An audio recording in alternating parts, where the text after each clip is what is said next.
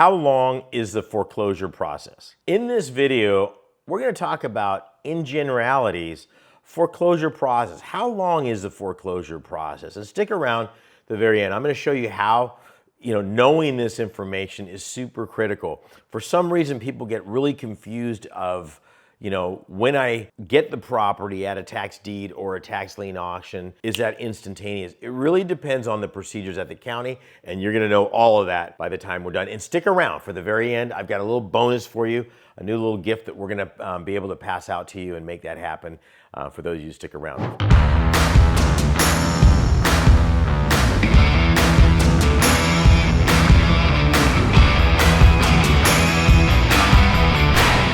So let's just talk about this. I've got so much information on this that I think that's very relevant to what it is. So you got to look at it. What exactly is a foreclosure? And the basics of a foreclosure is when a borrower fails to meet some kind of obligation. So the standard thing that we're looking at is I borrowed money to buy the property and failed to pay it back in whatever the pre-described template is for that. Like maybe it's a 30-year mortgage, payments once a month or what have you. That's kind of what we all see nowadays. And the house is put up as collateral to back up the loan. That's why the bank is willing to give the loan, because they know that if the person fails to pay off or pay the loan on time, they at least have an underlying value of the property once they miss the payments. And so there's a whole set of procedures that go in place there so that people don't take advantage of somebody that, in the days, maybe there was a snowstorm or weather or, a check got in the mail or whatever the case is. So that's what you're really looking at that we know. But there are all sorts of different ways where a foreclosure will happen that has nothing to do with a mortgage also. I could have collateralized a house for a other project that I'm doing, and they say, hey, we'll lend you money to start that business or what have you. We want to use your house as collateral. I could be a a lender that lent on the second position. In other words, there's a mortgage, but there's a bunch of equity in here. I'm going, I'm okay with this. So I might not have the same power, but it still gives me some strengths in that. So there's different types of foreclosures out there. The one that's probably the most normal is what we call a judicial, okay, Judical foreclosure, judicial foreclosure. It's kind of hard to pronounce. Well, this is the type when a lender is filing a lawsuit in order to start the foreclosure process in a court of law. They have not been able to get a hold of the person. They're not responding. Payments just stop coming in. So they're going to go through that. The owner is going to receive notification through certified mail. Somebody's going to post something on the door. There's a number of different ways. It's probably the most common type. Very rarely, I don't know the stats on this, so don't fact check me on this. Typically, the lenders don't want to do this. Just so you're clear, this is not their favorite remedy, if you will. So if you're talking to the lender, there are certain leeways they will give up to a certain extent. And you can look at this as fortunate or unfortunately, because of the corporate side of lending over the last, and I'm going to say 30 years. So you got to understand, it used to be the local bank. I'd go down to the local bank. I would talk to Jim, Bob, Susie, who was ever lending the money, and the bank stays there. The loan stays there. And what happened is, the corporate sector, and this is not a good, bad, evil thing, it's just what it is, took over, and then what they do is they package up all the loans that they have, and then they sell them on the secondary market. So now they have these big bundles. We heard about that in the financial meltdown, and it goes from there. So if you stop making payments on it, I don't call Bobby or Sue at the bank because they really don't have the loan anymore. So a lot of you will see your loan, who you're making the payment changes on the name of it. It could be a Penny Mac or whoever that is. So that's why this has gotten so rigid in some ways. Non-judicial foreclosure is a lender does not need to go through the foreclosure or the court system.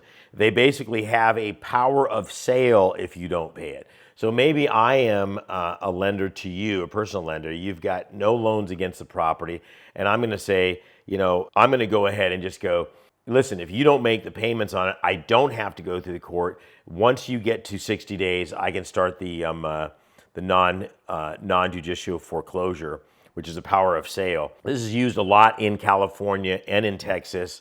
It's faster, it's less expensive for the lender. This is when somebody has a lot of confidence in the paying it back. It's not very traditional, but it's a way that a lot of people used to do it back in the days. There is a strict foreclosure process when they go through this deal that they have to file. It's rare, but it's not found in states like Connecticut and Vermont and what have you. But again, the pros on this is it's quicker for the lender, but provides little opportunity for the borrower to recover the property. So if the lender is aggressive, this is where they're going to go.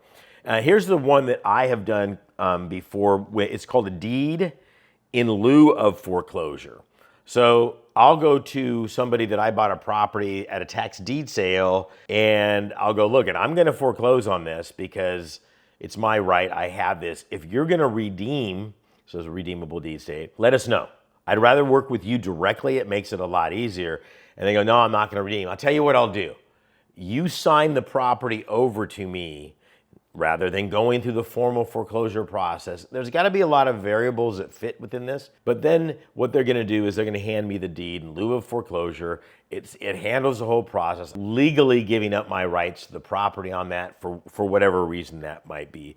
This can be used anywhere in the United States. You know, pros and cons. This is less damaging to the creditor's report because a foreclosure doesn't go on that. The borrower does lose the property. And any seconds and liens on the property may suffer from that also. So that's another problem with it. You know, foreclosures by entry or possession. This involves a lender entering the property with the borrower's consent by obtaining a court order on it, not done very often. Who does the paperwork on any one of these types of foreclosures is super critical.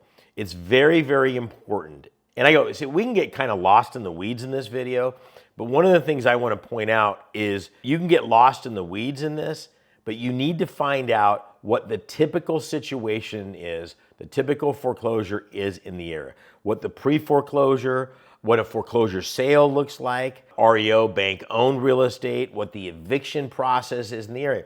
You know, a lot of people ask, do you do a lot of deals in California? I don't, because if I have, I'll do a deal that I'm going to sell, but renting it out, the rental laws in California, New York, some of the other states out there, just, you know, they don't favor the landlord, which is kind of goofy. It's my asset, but there you go. How long is a foreclosure takes is really dependent on after the notice of default, the NOD is issued. Typically, it's about 30 to 90 days. And again, that's going to vary from state to state on that. But during that foreclosure process, I always want the property owner or the person I'm foreclosing on to contact me.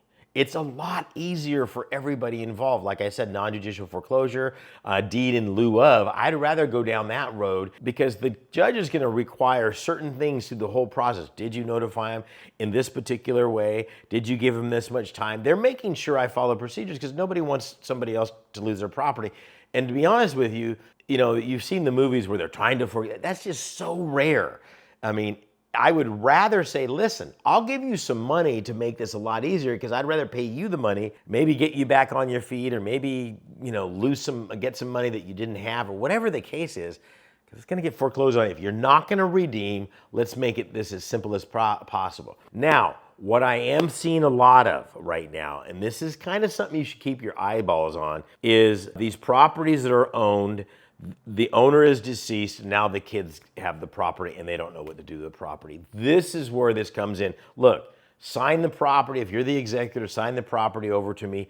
I'll give you some money on this because otherwise it's just going to get foreclosed on. They don't know what to do with the property. And there you go. And so those are some of your foreclosure processes. You know, in a nutshell, you know, a foreclosure is going to take anywhere from, 60 to 120 days. You know, I always, if they say 90, I say 120. If they say 60, I say 90. I almost double it, almost. Just because if you don't hit paperwork right in time, your first couple are going to take some time. There's a lot going in. Don't do this on your own. Look, I've got a lot of information on this and other things that will walk you through the whole process. Just go to higginsmethod.com. I've got a brand new training I just put together on this. This is a whole course that not just outlines this, but many, many other aspects of providing financial security for you and your family. Again, just go hit the link down below, and you can hit that anytime you want. Thumbs up, all of that good stuff, and we'll go from there. This is Saen Higgins saying God bless and good luck. We'll see you out there.